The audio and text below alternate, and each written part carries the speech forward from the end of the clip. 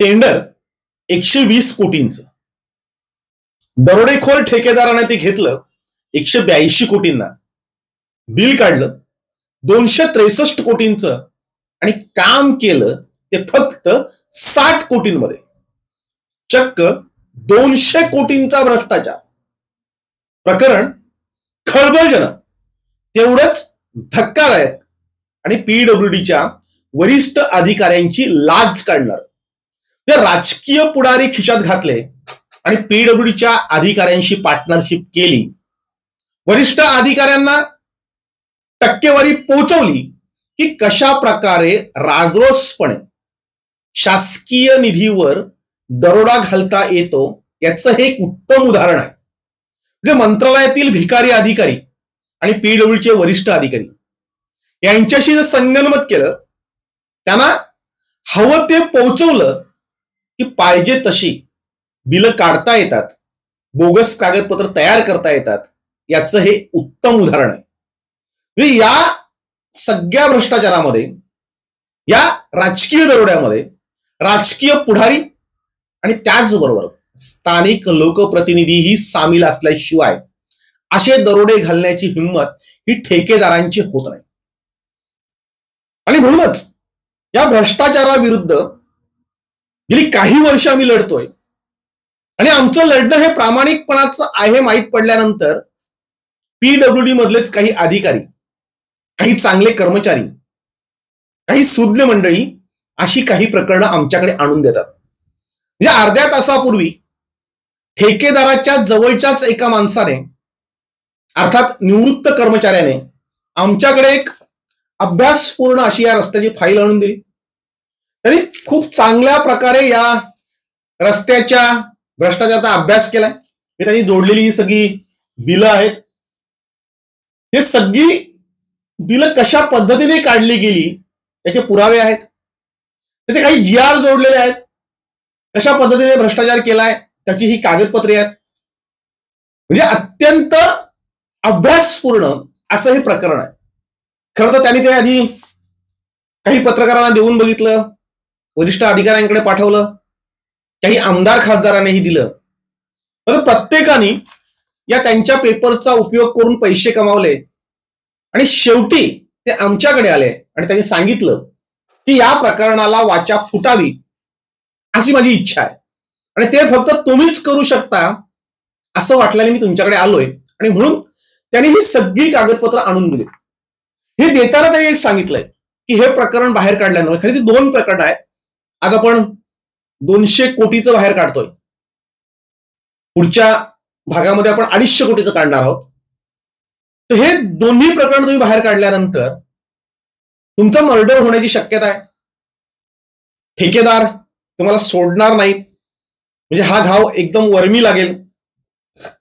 कोणत्याही परिस्थितीमध्ये ठेकेदार सुटत नाही, पण ठेकेदाराबरोबरच खालपासून वरपर्यंत सगळे वरिष्ठ अधिकारी ऐकतील, अडकतील आणि त्याच्यामध्ये ते होऊ नये, हे तसा जाऊ नये म्हणून तुमच्यावर हल्ला होण्याची शक्यता आहे. मी त्यांना सांगितलं की जे होईल ते जाईल, काहीही झालं तरी चालेल, कारण आम्ही या सगळ्या भ्रष्टाचाराच्या विरोधाच्या लढाईमध्ये डोक्याला कफन बांधूनच उतरलोय. त्यामुळे हल्ल्याची भीती नाहीये, मृत्यूची भीती नाहीये. हे सगळं जे भ्रष्टाचारी आहेत यांना सगळ्यांना नागडं करून हा भ्रष्टाचार बंद करण्याचा आमचा प्रामाणिक प्रयत्न आहे. जव्हार पीडब्ल्यूडी असेल, पालघर पीडब्ल्यूडी असेल किंवा ठाण्याची दोन्ही ऑफिस असतील, इथे बऱ्यापैकी आता जरब बसली, चपराक बसलेली आहे. जवळपास बोगस बिलं निघणं बंद झालेलं आहे. आता ही काही मागची प्रकरणं आहेत ती चौफाट्यावर येत आहेत. म्हणजे आम्ही ज्या पद्धतीने लढाई लढली त्या लढाईला यश येत गेलं आणि म्हणूनच लोक विश्वासाने अशी प्रकरणं आणून द्यायला लागली. म्हणजे आमच्याकडे पुरावे असल्याशिवाय आम्ही कोणत्याही प्रकरणाला हात लावत नाही. या प्रकरणाचे सगळे पुरावे त्यांनी माझ्याकडे दिलेले आहेत आणि म्हणूनच या प्रकरणाची आपण पोलखोल करणार आहोत. म्हणजे कशा पद्धतीने हे 200 कोटी रुपये दरोडेखोर ठेकेदाराने वरिष्ठ अधिकाऱ्यांच्या संगनमताने लुटले ते आपण बघूया.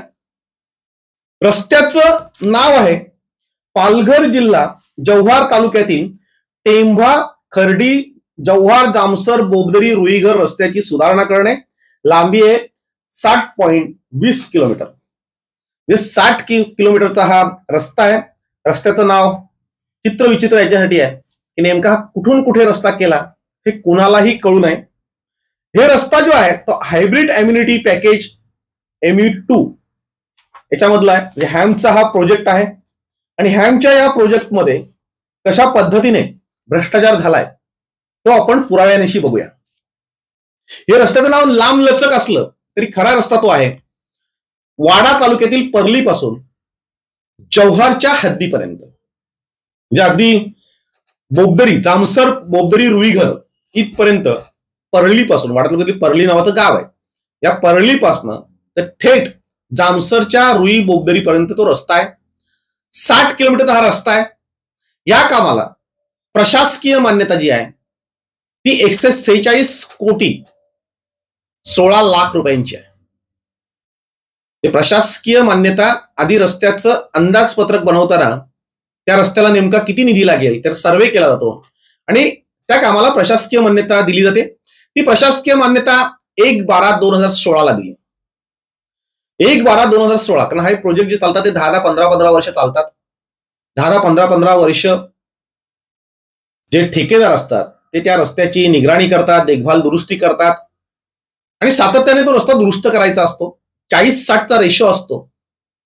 म्हणजे हॅमचे जे प्रोजेक्ट असतात ते अत्यंत चांगल्या प्रकारे व्हावेत याच्यासाठी सातत्याने प्रयत्न केलेले असतात आणि 10-15 वर्ष त्या रस्त्याला काहीही होणार नाही या दृष्टीने बघितलं जातं.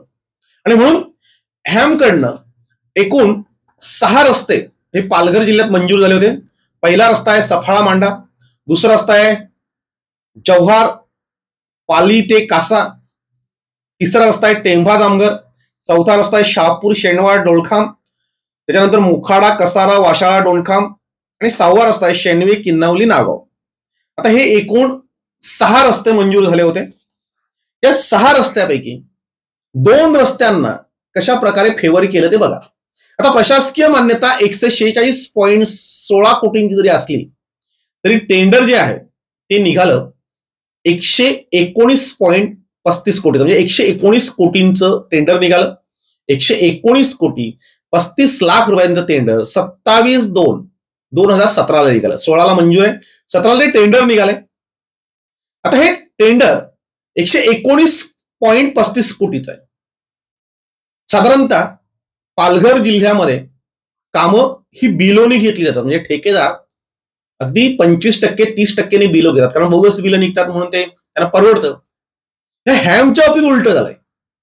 इथे ठेकेदारांनी काम घेतलं 51.54% जादा दराने. बिलो नाही, अभाव. प्रत्यक्ष रकमेपेक्षा त्यांनी 51.54% हे जादा दराने घेतलंय. मी 6 कामं याच्यासाठी वाचून दाखवली की 4 कामं ही 2% 4% अभाव आहेत. हे काम आहे 51.54% जादा दराने, अर्थात 119 कोटींचं काम 181 कोटीनं घेतलं. बघा पुण्य आकडा आहे का. 119 कोटी 35 लाख रुपयांचं काम ठेकेदाराने घेतलं 181 कोटी 86 लाखाला, म्हणजे 61 कोटी 50 लाख रुपये हे जास्तीचे त्याला मिळणार होते या कामामध्ये. हे काम त्यांनी केल्यानंतर त्याला 61.50% रक्कम ही जादा रक्कम दिली जाणार होती. पालघरच्या इतिहासामध्ये 50%च्या वर काम घेणारे हे पहिले ठेकेदार असतील आणि ते देणारेही अधिकारी हे जगातले पहिले असतील. कारण शासनाच्या कुठल्याही नियमामध्ये हे काम बसत नाही. आता हे काम दिल्यानंतर त्यांच्या लक्षात आलं की आता ही जी 61.50 कोटी रक्कम जी आहे ही ठेकेदाराला द्यायची कशी, आणि म्हणून त्यांनी सुधारित मान्यतेचा प्रस्ताव सादर केला शासनाला 3/8/2021 ला. शासनाला हा प्रस्ताव सादर केल्यानंतर शासनाचे वरिष्ठ अधिकारी जे खालपासून तर वरपर्यंत ही सगळी चेन असते आणि तात्काळ या टेंडरला कुठल्याही प्रकारचं ऑब्जेक्शन न घेता 235.39 कोटींना जो काही प्रस्ताव त्यांनी सादर केला तो प्रस्ताव होता 235.39 कोटी. आणि त्याला डोळे झाकून मंत्रालयातील भिकारी अधिकारी याच्याशी सांगतो की यांना पैसे दिले का हे वाटेल त्या गोष्टी करतात आणि पैसे घेतल्याशिवाय कुठलंही काम करत नाही. असे जे मोठे ठेकेदार आहेत यांच्या घरी हे वरिष्ठ अधिकारी अक्षरशः पाणी भरतात. एवढे लाचार आणि एवढे हलकट अधिकारी हे आतापर्यंतच्या मंत्रालयाच्या इतिहासात झालेले नाहीत. आणि म्हणून त्यांनी 119.35 कोटीच्या कामाला 235.39 कोटी एवढी प्रशासकीय मान्यता मंजूर केली. आता ही प्रशासकीय मान्यता मंजूर करताना प्रस्ताव देताना काही कागदपत्र ही शासनाला सादर करायची असतात. आता प्रत्येक कागद हा पीडब्ल्यूचा खोटा आहे, जव्हार पीडब्ल्यूचा. तशाच पद्धतीने हा जो कागद आहे त्यांनी दिलेले जे मूळ प्रशासकीय रकमेपेक्षा आम्ही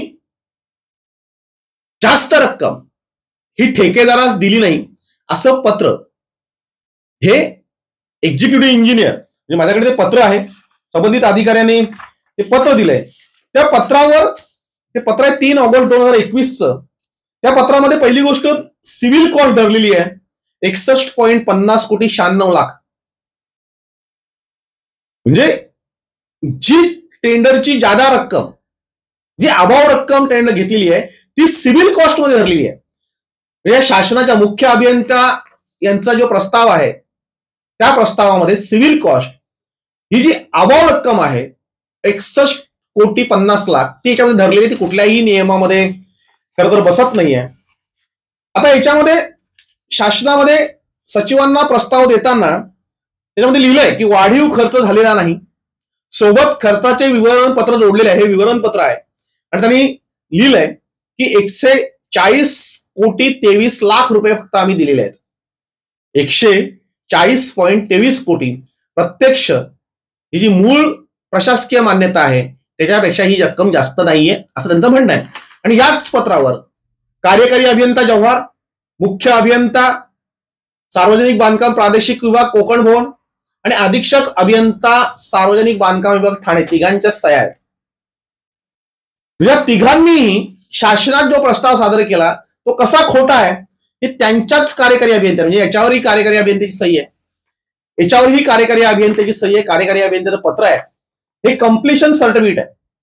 हे कम्प्लिशन सर्टिफिकेट मध्ये ते म्हणतात की work completed 100%, payment paid till date 173.75 crore म्हणजे 173.75 लाख रुपये हे ठेकेदाराला दिले गेलेले आहेत असं कार्यकारी अभियंता म्हणतायत एका पत्रामध्ये. आणि शासनाला प्रस्ताव पाठवून त्याच्यामध्ये म्हणतात की आम्ही 140 कोटीच दिलेत. त्यांनी लिहिलंय 1/9/2021 की हे काम पूर्ण झालेलं आहे आणि याची पूर्ण रक्कम दिली गेलेली आहे. हे कम्प्लिशन सर्टिफिकेट आहे. एक्झिक्युटिव्ह इंजिनियर म्हणतात हे काम पूर्ण झालेलं आहे आणि याला आम्ही पैसे दिलेले आहेत. एकूण पैसे जे आहेत ते 173 कोटी रुपये दिलेले आहेत. त्यांना जे 181 कोटींचं काम जे दिलं होतं त्याच्यापैकी 173 कोटी म्हणजे बाकी जीएसटी वगैरे ह्या सगळ्या गोष्टी काय झाल्या असतील ते कमी करून ना त्याला पूर्ण रक्कम दिलेली आहे. आता पूर्ण रक्कम दिल्यानंतरही हा प्रस्ताव शासनात सादर केला गेला आणि त्याच्यानंतर 235.39 कोटी एवढ्या रकमेचा प्रस्ताव हा मंजूर केला गेला. म्हणजे 89.23 लाख रुपये हे जास्त दिले गेलेत. 89 कोटी रुपये हे जास्त दिलेत. सुधारित प्रशासकीय मान्यता जी आहे शासनाची ही सुधारित प्रशासकीय मान्यता आहे 21/2/2023 दिली. त्याच्यामध्ये त्यांनी लिहिलंय नेट एक्सेस 61.5% हे 89.23 लाख रुपये हे एक्सेस झालेले आहेत आणि एक्सेस रक्कम त्यांनी मंजूर केलेली आहे. याला जोडलेली सगळी कागदपत्र खोटी आहेत. मंत्रालयातल्या कुठल्याही अधिकाऱ्यांनी बघितलेलं नाहीये. खरं तर आर्टिकल 16 जे पीडब्ल्यू मध्ये आहे त्याच्यामध्ये सांगितलं जात आहे की जर वाढीव रक्कम टेंडरपेक्षा जास्त कॉस्ट कामाला लागत असेल ती फक्त 5% असायला हवी. 5%च्या वर तुम्हाला जाता येत नाही. प्रशासकीय मान्यतामध्ये लिहिलंय की ही एक्सेस कॉस्ट जी आहे ती 61.5% आहे. साधारणतः 89.23 कोटी हे या कामामध्ये जास्त दिलेले आहेत. साधारणतः 173.75 कोटी हे आधी दिले होते. 89.23 कोटी हे नंतर दिले गेले आहेत. म्हणजे 262.58 कोटी एवढ्या रकमेचं ही बिल काढलं गेलेलं आहे. प्रशासकीय मान्यता आहे 146.16 कोटीची. टेंडर निघालं 119.35 कोटीचं. म्हणजे 143.63 हे ठेकेदाराला जादा दिलेत. आता प्रत्यक्ष जर तुम्ही जाऊन बघितलं म्हणजे पर्लीपासून रुई बोगदरीपर्यंत जाऊन बघितलं तर 60 ते 65 कोटीपेक्षा जास्त काम झालेलं नाही. त्या कामाची सगळी इतिहास माझ्याकडे आहे, जे फोटो आहेत, त्याचे व्हिडिओ आहेत. कारण ज्या कर्मचाऱ्यांनी माझ्याकडे आणून दिलं त्याच कर्मचाऱ्यांनी हे सगळे पूर्ण त्याची हेराफेरी जी होती ती ताब्यात घेतली होती आणि त्याला ते माहित होतं कसं या रस्त्याचं काम झालेलं आहे. आजही ते चौकशी करता येईल. आणि 62-63 कोटीचं काम झालेलं आहे. हे 262.68 हे काम फक्त 62-63 कोटीमध्ये झालंय आणि 200 कोटी रुपये हे ठेकेदार आणि अधिकाऱ्यांच्या खिशात गेलेलं आहे. आता हे हॅमचं जे काम आहे त्या हॅमच्या कामामध्ये कशा पद्धतीने म्हणजे हायब्रिड अम्युनिटीचं जे काम आहे त्याच्यामध्ये जी रक्कम आहेत त्याच्यामध्ये क्लॉज आहे की तुम्हाला टप्प्याटप्प्याने पैसे द्यायचे आहेत. 60-40चा रेशो आहे. 60-40चा रेशो तुम्ही पुढची 10 वर्ष मेंटेन करायचं आहे. इथे बघा ठेकेदारावर अधिकारी कसे मेहरबान आहेत. टेंडर झालं त्याच्यानंतर वर्क ऑर्डर निघाली 23/10/2018 हे 10व्या महिन्यामध्ये वर्क ऑर्डर दिलेली आहे. वर्क ऑर्डर दिल्यानंतर काम झाल्यानंतर 6 महिन्यांनी त्याला पेमेंट करायचं होतं. इथे बघा 23/10/2018 वर्क ऑर्डर आहे आणि 29/12/18 2 महिन्यामध्ये म्हणजे जेव्हा काम सुरू नव्हतं प्रत्यक्ष त्यावेळेस काम सुरू नव्हतं तेव्हा त्या ठेकेदारास 7,22,40,000 रुपये दिले. म्हणजे पूर्ण पेमेंट शीट आहे, शासनाची आहे, कशा पद्धतीने पेमेंट दिलं गेले. 7,22,40,000 हे दुसऱ्या महिन्यात दिले गेले. त्याच्यानंतर लगेच जानेवारी महिन्यामध्ये डिसेंबर त्यांना ऑगस्ट महिन्यामध्ये वर्क ऑर्डर आहे. डिसेंबर महिन्यामध्ये 7,22,40,000 दिले आणि त्याच्यानंतर 11/1/19 म्हणजे 11 जानेवारीला त्यांना 1,37,71,000 दिलेत. लगेच 17 तारखेला म्हणजे 11 तारखेला पेमेंट केलंय. लगेच 17 तारखेला जानेवारीच्या 11,67,66,550 रुपयांचं पेमेंट दिलं गेलेलं आहे.